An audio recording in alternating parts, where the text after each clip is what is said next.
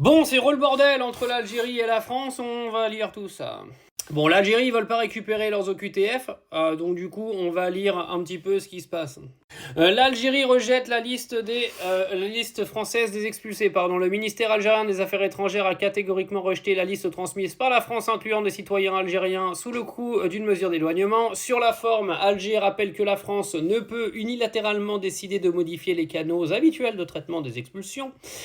Les autorités françaises sont invitées à respecter les procédures en vigueur, notamment en passant par les canaux établis entre les préfectures françaises et les consulats algériens avec une étude au cas par cas.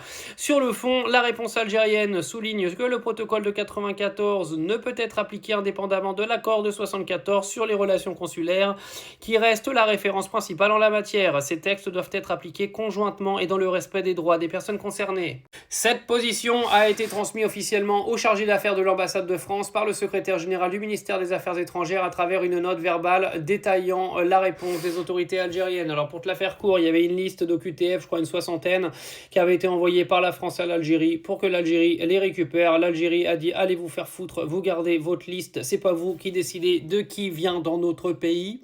Retailleau, au passage, pour punir l'Algérie, a dit qu'il ne se rendrait pas à la coupure du jeûne à la grande mosquée de Paris demain, comme si les Algériens en avaient quelque chose à foutre. Résultat, round number 26 won by Algeria. Algeria 27, Retailleau 0. Ça sonne bien en anglais. Retailleau. Du coup, Retailleau, la démission, elle est pour quand? T'avais promis.